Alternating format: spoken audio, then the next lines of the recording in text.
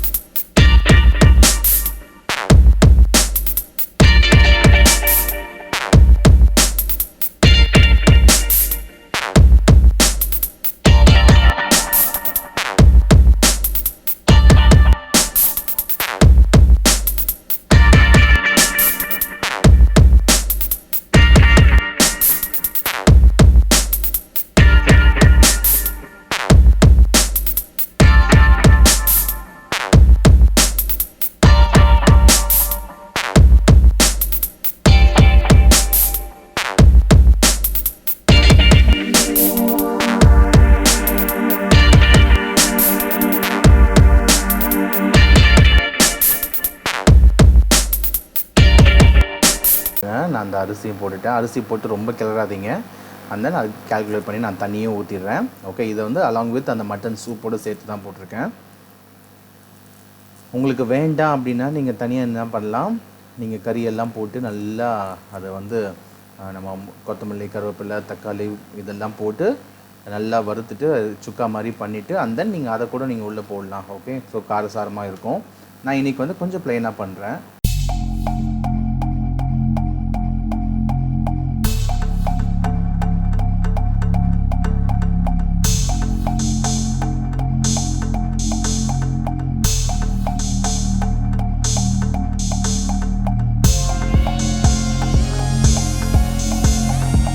இப்போ பாருங்கள், நான் குக்கர் விசில் வச்சுட்டேன். ஓகே. எல்லாமே லேயர்லாம் போட்டுட்டு நான் விசில் வச்சுட்டேன்.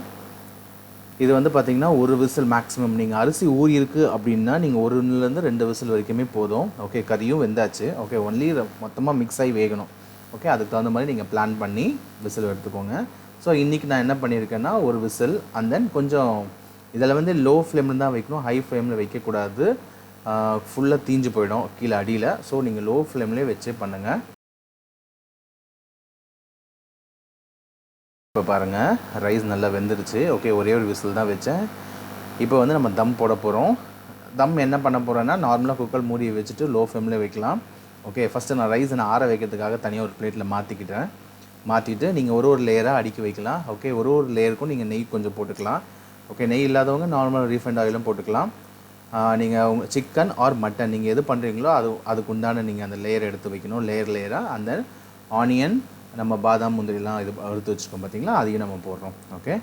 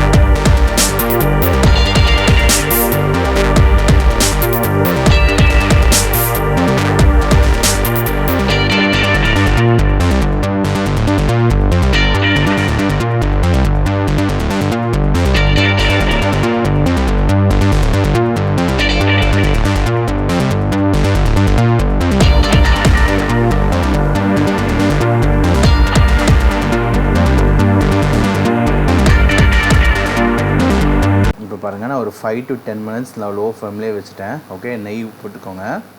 ஓகே, வெறும் ஜஸ்ட் குக்கரை நார்மலாக மூடுறங்க, விசில்லாம் எதுவும் போட்டுறாதீங்க, நார்மலாக சும்மா மூடி வச்சுட்டேன். ஸோ மட்டன் தம் பிரியாணி ரெடி. நீங்கள் சூடாக சாப்பிட்லாம். ஓகே, இது கூட இன்றைக்கி வந்து நான் லெமன், முட்டை அண்ட் தென் ஒரு ஸ்வீட் வச்சு மதியானம் லஞ்ச் சாப்பிட்றோம். நீங்களும் ட்ரை பண்ணி பாருங்கள், கண்டிப்பாக இந்த வீடியோ பிடிக்கும். பட் இந்த டிஷ்ஷெல்லாம் பண்ணுறதுக்கு கொஞ்சம் பொறுமை தேவை. ஓகே, ஸோ பொறுமையாக ட்ரை பண்ணுங்கள், கண்டிப்பாக உங்களுக்கு பிடிக்கும். இந்த வீடியோ பிடிச்சிருந்தால் லைக் பண்ணுங்கள், கமெண்ட் பண்ணுங்கள், சப்ஸ்கிரைப் பண்ணுங்கள்.